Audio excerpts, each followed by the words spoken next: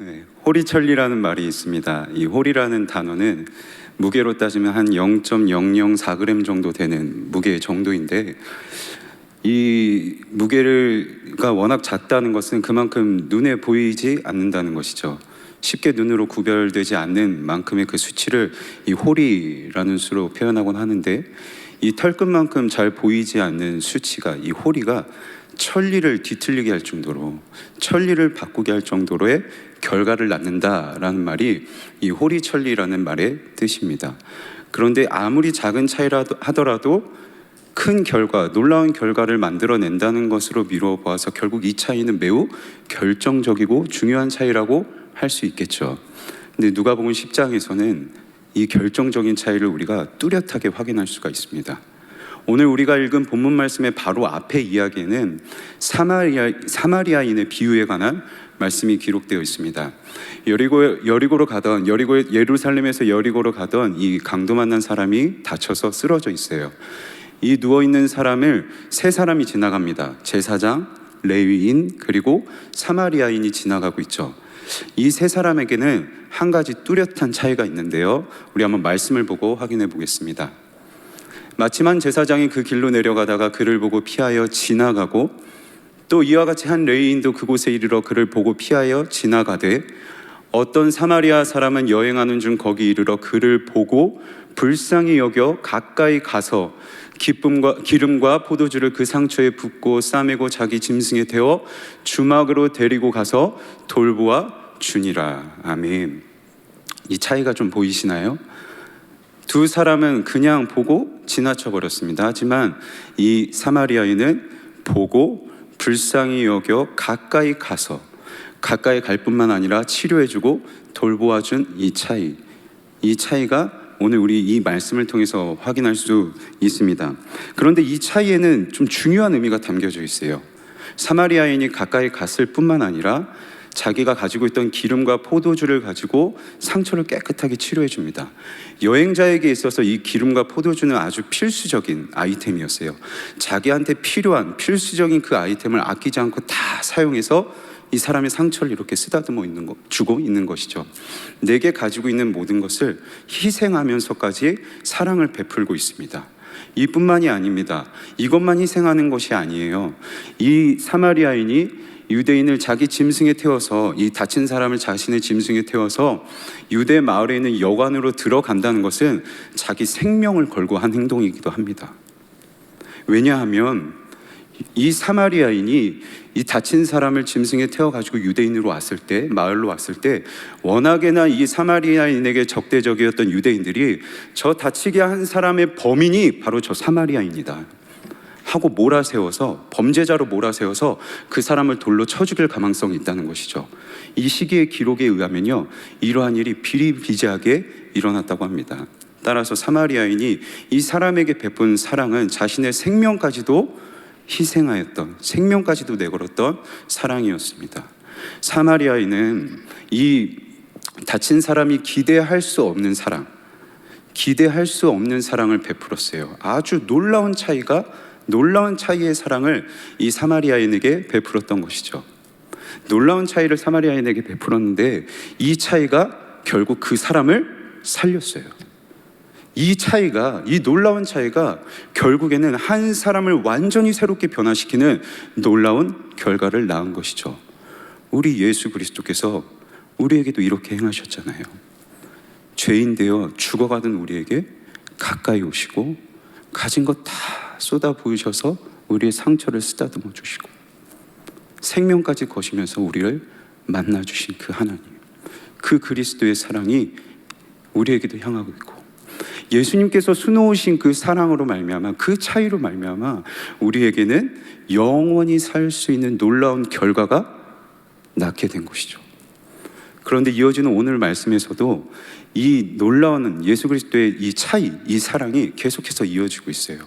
마르다가 예수님과 그의 제자들을 자기 집으로 초대합니다. 식사를 대접하려고 해요.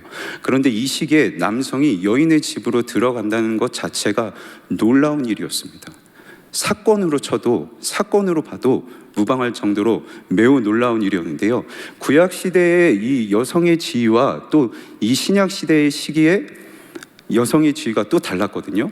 한번 글을 확인해 보시죠. 여자들과 함께 앉지 마라. 이는 옷에서 좀이 나오듯이 여자로부터 여자의 심술이 나오기 때문이다.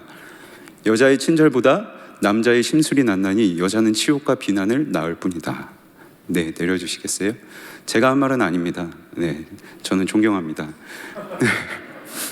이 글은요, 신구약 사이에 중간기라는 그 시기가 있는데 그 중간기에서 기록된 글입니다. 구약 시대의 여성의 지위가 중간기에 들어서서 더 그 지위가 하락되었고요. 여성이 베푸는 친절보다 남자의 그 시비가 더 낮다고 할 정도로 이 당시에 여자의 지위가 더 하락되었는데, 예수님이 사역하셨던 이 신약 시대에는 중간기 시대의 여성의 지위가 더 떨어져서 완전 바닥을 키웠습니다. 완전히 멸시당하는 이 여성의 집에 지금 예수님께서 들어가고 계신 것이죠. 여성의 집에 들어가셨다는 것은 마치 사마리아인이 다친 사람을 자기 짐승에 태우고 유대 마을의 여관으로 들어간 것처럼, 그것과 마찬가지로 전혀 기대할 수 없는, 전혀 예상할 수 없는 놀라운 사랑이었습니다. 이뿐만이 아닙니다. 예수님께서 오셨는데 마르다의 여동생이었던 마리아가 예수님의 발치에 앉아서 말씀을 듣고 있잖아요. 그런데 발치에 앉아있다라는 것은 이런 의미입니다. 당시 이 유대 랍비의 제자들이 스승에게 가르침을 받을 때에 스승의 발치에 앉아서 가르침을 받았습니다. 이에 따라서 이 마리아가 예수님 발치에 앉아서 말씀을 듣고 있는다는 것은 예수님께서 지금 그 마리아를 제자로 인정하고 계신다는 것이죠. 제자로 인정하시고 하나님의 말씀을 막 해석해서 가르쳐주고 계세요. 이것 역시 놀라운 차이예요. 왜냐하면 이때 유대 랍비들은 여성을 자기의 제자로 삼는 것을 아주 불경스럽게 여겼거든요. 그래서 토라, 이 율법조차도 여성들에게 결코 해석해 주지 않았습니다. 그런데 우리 주님께서는 그 멸시당하는 여인들을 자기 제자로 인정하시고, 그리고 그에게 하나님의 말씀의 비밀을 해석해 주고 계세요. 가르쳐 주고 계세요. 이 연속되는 두 가지의 사건, 이야기에 통해서 우리가 발견할 수 있는 차이가 느껴지시나요? 다 피해가고 다 가까이 가지 않고 다 멸시하는 그 사람들, 우리에게 주님만큼은 다가와 주세요. 찾아오시고 교제하시고 만나주시고 이렇게까지 말씀하시죠. 내가 너와 교제할 수만 있다면, 내가 너와 만나서 연합할 수만 있다면 다 감당할 수 있어. 내 생명까지도 나는 감당할 수 있어 라고 우리 주님이 이렇게 말씀하시죠. 예수님이 찾아오시자, 자기 집으로 들어오시자 마르다가 매우 좋았겠죠. 그래서 열심히 예수님께 식사 준비를 하고 있습니다. 당시 여인들은요, 초대받고 온 사람인 경우에는 최선을 다해서 최고의 것으로 대접해야 된다는 관습이 있었어요. 여성이 해야 할 일이었습니다. 따라서 마르다에게 있어서 예수님께 식사를 대접하는 것은 마땅히 이건 여자인 내가 해야 하는 일이야 라는 신념으로 다가왔을 것이고, 지금 마리아가 예수님께 식사 대접하는 것은 여자로서 감당해야 할 삶을 지금 살고 있는 것이에요. 자기가 해야 할 일을 하고 있는 것이죠. 그런데 여기서 한 가지 문제가 발생합니다. 어떤 문제가 발생하느냐, 본문에서 이렇게 말씀하고 계시죠. 마르다의 마음이 분주해진지라 라고 말씀하고 있습니다. 여기서 이 분주해졌다라는 단어의 원뜻은 질질 끌려가다는 뜻이에요. 마음만 분주한 게 아니라 몸이 지쳐가는 거예요. 너무 힘이 들고 육신까지 지쳐가다 보니까 짜증이 나는 거죠. 내 여동생 마리아가 뭐하고 있지 쳐다봤더니 아무것도 하지 않고 예수님 밑에서 예수님 말씀만 듣고 있어요. 그래서 예수님한테 나아가서 이렇게 따지죠. 아니 예수님, 어떻게 저 혼자 일하는 거 보이지 않으세요? 어떻게 두고 보시기만 하실 수 있어요? 라고 예수님한테 따져요. 여기서 혼자 일하는 거 보이지 않으세요? 이거 역시 원문으로 해석을 하면요, 완전히 버려둔 거 안 보이세요? 나 지금 버려져 있는 거 안 보이세요? 라고 따지고 있는 것이에요. 내가 열심히 내게 주어진 그 감당해야 될 일을 열심히 살고 있는데, 일을 하고 있는데 지치고 마음이 무너져 가고 있고, 그리고 화가 나고 있는 거죠. 분주해져 가지고요.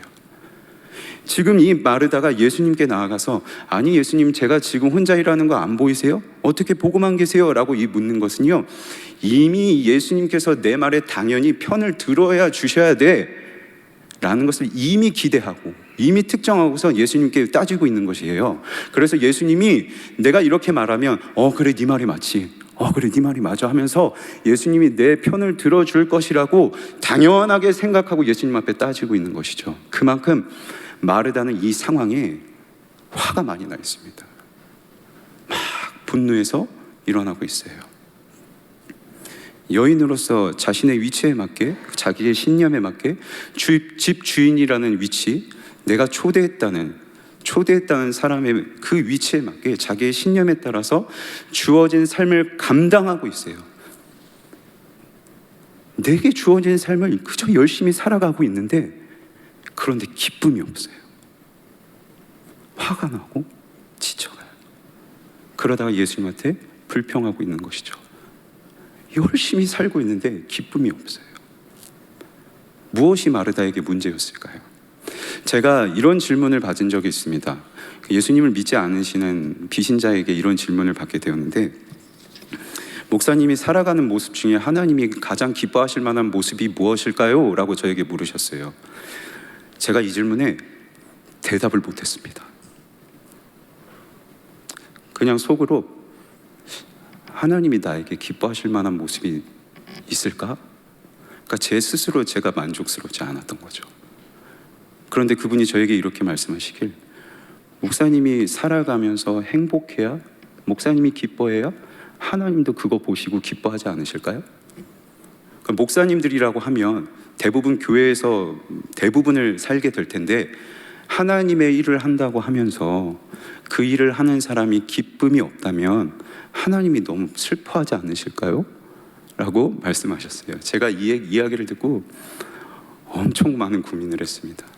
저 역시 목사라는 저의 위치에, 이 직분의 위치에 맞게끔 젊은 목사에게 더 열심히 해야 되고 잘해야 되고, 이 신념으로 저에게 주어진 이 역할, 이 삶을 나름 열심히 살아가려고 감당하고 있었는데, 왜 저는 이 질문에 대답하지 못했을까요?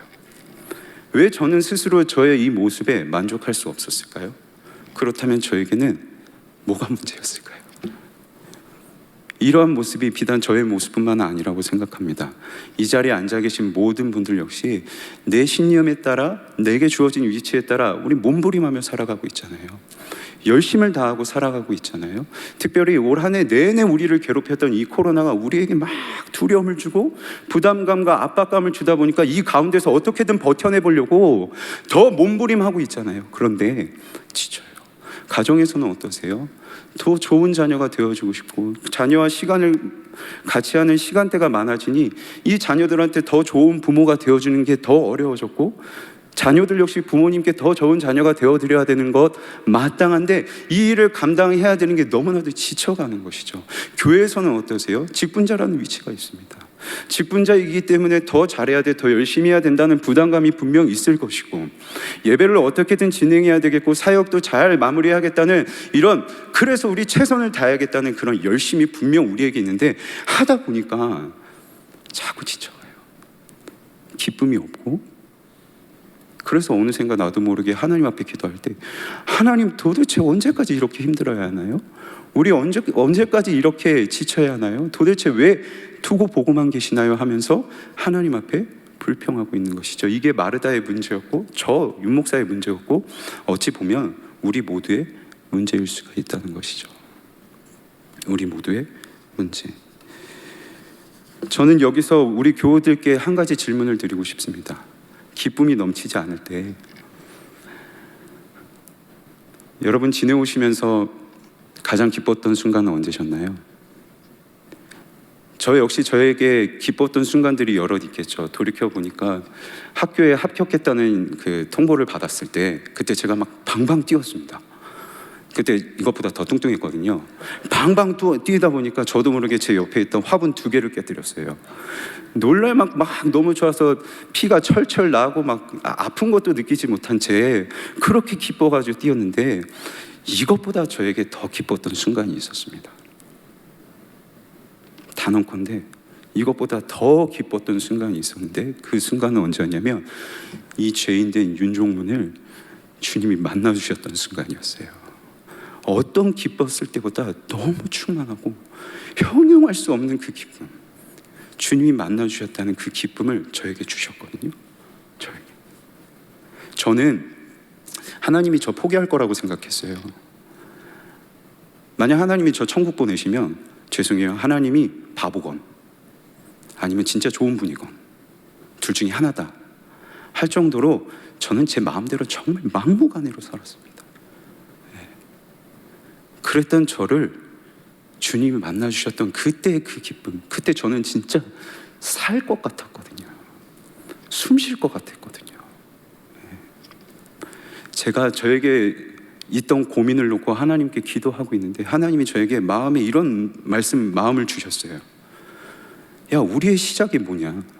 너와 나의 원래의 시작은 무엇이었니? 너 목사 되기 전에 내가 너를 찾아갔니? 너가 믿음대로 살려고 몸부림하기 전에 몸부림하려고 하니까 내가 찾아갔니? 아니, 나는 너가 강도 만난 사람처럼 너의 죄 때문에 아무것도 할 수 없을 때 나는 너를 찾아갔어. 멸시당한 여인들처럼 너 스스로 너 자신을 멸시하고 있을 때, 비관하고 있을 때 나는 너를 찾아갔어. 이게 우리의 시작이지 않니? 이게 우리의 출발이지 않니? 하면서 하나님이 저에게 말씀하셨던 거죠. 마르다에게도 분명한 출발점이 있었습니다. 예수님께서 집으로 찾아오셨던 그 순간, 유목사에게, 저에게도 그 출발점이 있었고 이 자리에 계신 모든 분들에게도 분명한 출발점이 있었습니다. 예수님께서 우리와 같은 이 죄인에게 찾아오셨다는 그 출발점, 예수님과 만났다는 그 출발점이 분명히 우리에게 있었어요. 기대할 수 없었던 그 사랑, 놀라운 차이, 그 누구도 우리를 살펴주지 않을 때, 나조차도 나를 사랑하지 않았을 때 누구와도 다르게, 나와도 다르게 우리 주님만큼은 나를 사랑하셨죠. 예수님께서 그 수놓으신 그 차이가, 그 수놓은 차이로 말미암아서 지금까지 우리가 우리의 삶을 감당해 올 수 있는 것이고, 하나님께 나아가서 예배할 수 있는 것이고, 주님께 섬길 수 있는 것이. 그래서 사도 바울이 이렇게 고백하지 않습니까? 나의 나 된 것은 하나님의 은혜라. 우리가 우리의 삶을 감당할 수 있었던 것은요, 내가 원래 감당할 수 있었기 때문에, 내가 원래 몸부림칠 수 있었기 때문에 버티고 몸부림칠 수 있었던 것이 아니라 하나님께서 나와 함께 계시기 때문에 내가 그 힘으로, 그 능력으로 주님과 동행하며 살아갔기 때문에 우리가 버틸 수 있었던 것이죠. 그런데 문제는요, 내 일이 되고 내 신념에 따라, 내 위치에 따라 내 삶에 집중하다 보니까 이 하나님과 나의 출발점에서 자꾸만 멀어져요. 하나님과 처음 만났던 그 기쁨이 나에게서 희미해져 버리는 것이죠. 아니, 어떻게 이 멸시받는 여인의 집으로 찾아오실 수 있는 거지? 아니, 어떻게 예수님께서 나와 같이 식사를 하실 수 있는 거지? 처음 만났던 그 기쁨이 사라지고, 하나님을 만나니까 아, 이제 나 혼자 이게 사는 것이 아니구나, 나 혼자 사는 것이 아니라 내 주 예수 그리스도와 난 동행하며 사는 것이구나 하면서 기쁨이 넘쳤는데, 이 기쁨이 사라지니까 다시 나 혼자 사는 것 같아요. 다시 나 혼자 일하는 것 같아요. 그래서 지쳐가고 마음이 분주해지고 화가 나고 외롭고요. 이게 우리의 모두의 문제라면, 그렇다면 마르다에게는 무엇이 필요했겠습니까? 저에게는 무엇이 필요하겠고 여러분에게는 무엇이 필요하겠습니까? 예수님께서 이렇게 말씀하십니다. 말씀을 보시겠어요? 함께 읽겠습니다. 주께서 대답하여 이르시되 마르다야 마르다야, 내가 많은 일로 염려하고 근심하나 몇 가지만 하든지 혹은 한 가지만이라도 족하니라. 마리아는 이 좋은 편을 택하였으니 빼앗기지 아니하리라 하시니라. 아멘. 마르다야 마르다야 하고 주님이 부르세요. 팔레스타인 문화에서 이름을 2번 부른다는 것은 다정하게 부르시는 겁니다. 여인이라고 멸시하지 않으시죠. 우리 주님은 시작부터 존중해 주셨고, 그가 아무리 실수하고 불평하고 자신의 처지를 비관하고 있다 할지라도 그 여인을 향해서 너 왜 그러고 있니 꾸짖지 않으셨어요.